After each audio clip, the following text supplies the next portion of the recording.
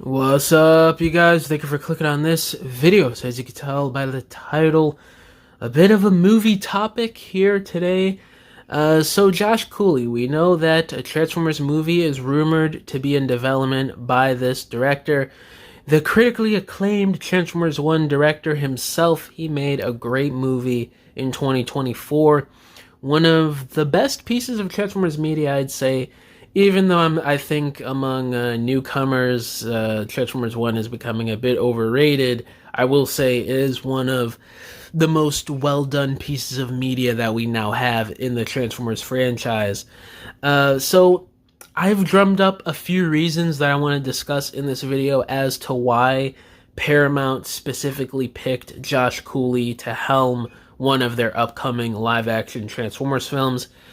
And now, the first reason I have here is just overall, his whole vision for what he brought to the table for the Transformers franchise as a whole, and especially for Transformers 1, and, the rumored sequels that he wanted to do if Transformers 1 did well, which obviously we're not getting now. Just everything involved, it seems like he had a great imagination for kind of knowing where to take this franchise with just everything involved, the characters, lore, story, just how to structure a movie from the Transformers characters and lore. He just understands it. Now, this kind of stems off into a few different topics here that I want to talk about, specifically 5. So the first one here is story. When you watch Transformers 1 once, a few times, whatever, you will recognize that he has a story down pat for how he wants to convey every single character that appears in this movie. Even side characters like Jazz or Ironhide or, Thundercracker, they all sort of have their place. Arachnid. The Quintessons even, alluding to them and setting them up potentially for future stuff. He knows how to sort of world build in a way that doesn't feel too much, or it doesn't feel like he just put that in there randomly and it didn't make any sense. Wink, wink, The Last Night. So I think story-wise, they want him to bring something to the table that the Transformers movies are desperately needing at this point. And moving into the next one, we have characters. The way Josh Cooley does the characters justice in Transformers 1. Now, I may not agree with some of the way he did certain things with characters and some of the lore he changed, like making Bumblebee some A-lister at the start of the war when he's supposed to be some youngin' that really isn't battle-hardened, but, in that continuity, by the time he probably gets to Earth, he would be like some older bot. But I digress.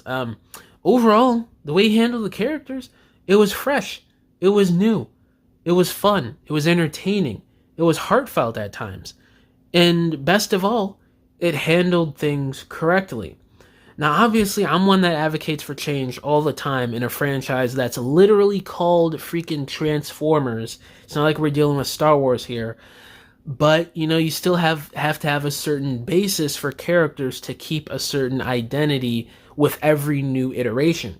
We see this all the time. Sometimes characters get drastically changed for the worse or for the best, but overall with Transformers, it stays true. And Josh Cooley honors that to the best of his ability while warping it in a way that fits his vision for his new continuity and also fits, an updated part of the story that actually works. And I think that was really well done, and that's something that a lot of these live action movies have been victim of, especially with the Michael Bay stuff. So definitely the characters, we might be cooking with this live action movie. Now, with the next topic here, action. When you watch the action scenes in Transformers 1, it feels like you're kind of teleported into the world of the action going on in that movie at that time. It's different than how Bay does it. Bay, he kind of puts you into the action, with the shaky cam, stuff flying all over the place, a bunch of explosions, the way he puts the point of view of the camera and certain stuff. It's great, But the way Josh Cooley does it, it's on like another level, and it was in freaking animation. So can you even imagine this once he gets his hands on an actual live action set piece? You know what I mean? It's going to be crazy.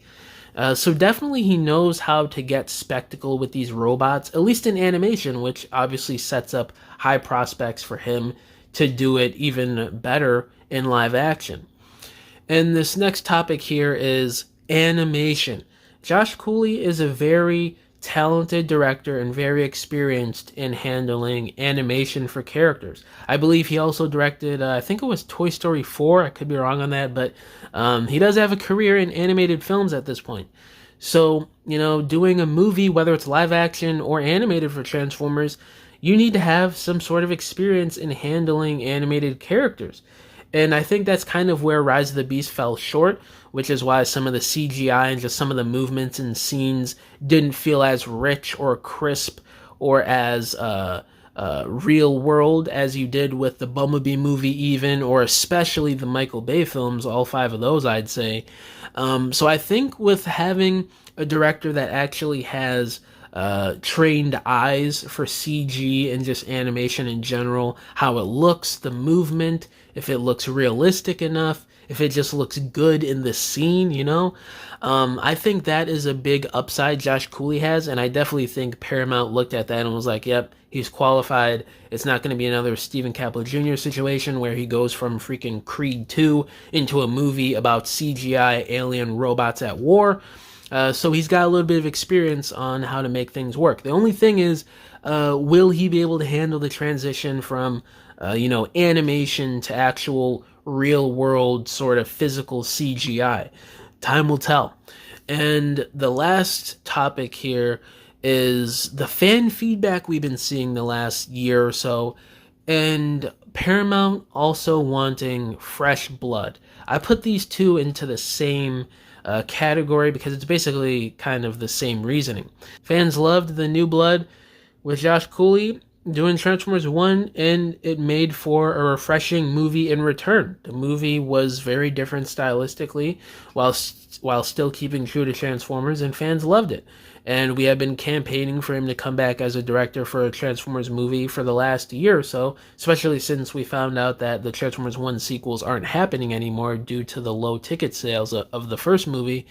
So I definitely think Paramount looked at that and was like, if we kind of go, maybe not animation, but live action, because that might be a better chance of getting some bread off this movie. If we go with that, but keep Josh Cooley, that would probably please hardcore Transformers fans that would spend big bucks on whatever movie he does, while also drawing in a new people in seats for theaters that are like not really fatigued from Bay, or just want to see something new and what this new director has to offer for a Transformers movie, especially since he would have a different style live action wise, I'd assume. And of course, Paramount, I'm sure they want to give a director less money. They want to do a low budget Transformers movie. They kind of just want to test the waters with different things so they could get content out as best as possible, fast as possible, and cheap as possible, especially since the Paramount Skydance merger happened, and they released their plan, how they want to get content out there with their biggest brands, and they listed Transformers as one of them. So it would just make sense for them to bring back in Josh Cooley, especially with everything involved, But yeah, guys, those are all the reasons as to why I think Paramount wants Josh Cooley to come back for the rumored upcoming live-action Transformers film. Now, this could be live-action on Earth, or it could be a live-action freaking Cybertron film that's just like an hour and 20 minutes or something, maybe to test the waters. It really can be anything. We have no idea. But yeah, guys, let me know down in the comments below. What do y'all think made Paramount bring Josh Cooley back for another live-action, this time around, Transformers film? And yeah, guys, thank you for watching this video. I'll catch y'all in the next one. Bye!